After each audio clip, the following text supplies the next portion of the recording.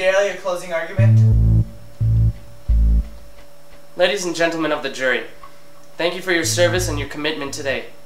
You are here to see that the constitutional rights of this victim, and she truly is a victim, gets her due process of making sure that her rights are protected and that the man who violated her. Without you, these rights that have been given to her upon her birth would not be protected. In this case, there are three things you need to believe beyond a reasonable doubt. The first thing I'm asking you to understand is that in this case is not about ethics of the victim. You may not agree with her past, but the fact is that she came here and was honest with you about her indiscretions and the mistakes she has made should show you how credible and reliable she is. If we were a society that only afforded justice to the perfect, just what kind of society would we be? Now let us focus on the crime before you.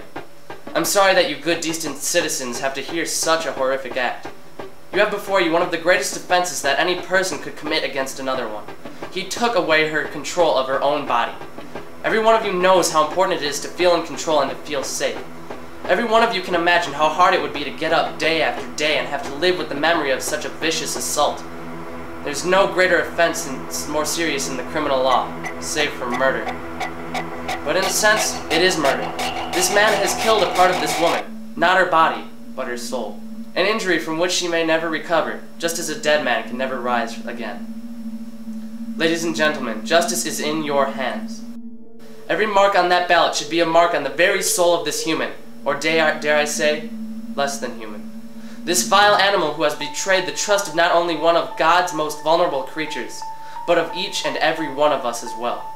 Hold him accountable, ladies and gentlemen. Send him the message that in a civilized society, there is no room for this kind of vicious and despicable crime. Ladies and gentlemen, there's only one verdict, only one decision to make as you retire to the jury room.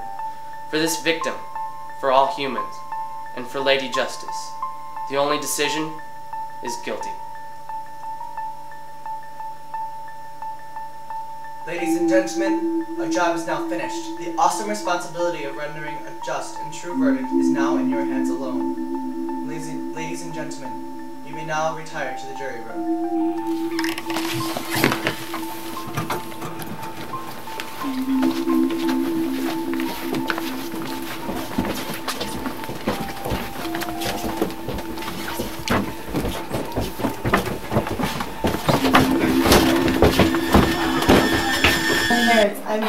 I'm really hungry. I wish you could make us This is muy loco.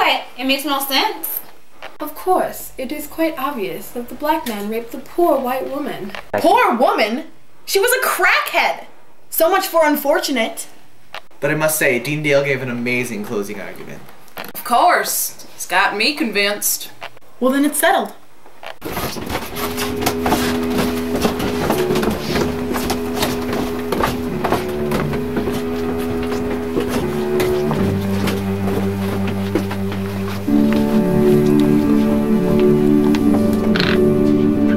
You may be seated.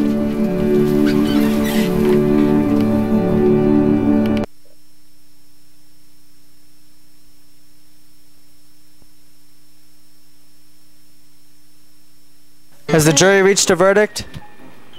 Yes, we have. Ladies and gentlemen of the court, before the jury reads the verdict, I have startling evidence that will sway the jury's verdict. Mr. Dale, you're speaking out of order. How dare you disrupt my courtroom? Your Honor, what I have to reveal will not only change this case, but it will leave some of our souls at ease.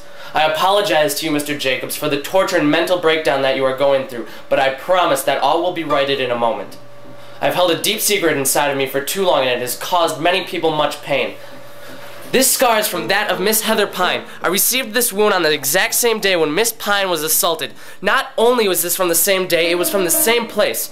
I was the one who raped her in the woods, and I am the father of the child she is now bearing. It is my fault that we are all here in this courtroom today. I have carried this burden upon my shoulders for too long. I have committed an act of moral and civil disobedience, and I deserve to be thrown in jail to clear myself of my wrongdoings. Your Honor, now that you know the truth, you must make the right verdict. You monster!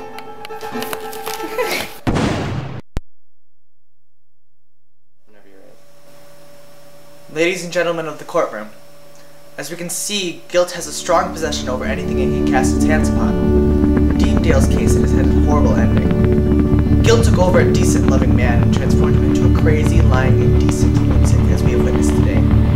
Therefore, we mustn't let ourselves get out of control. Have a limit so you will never have to regret anything in your life. Guilt will not come to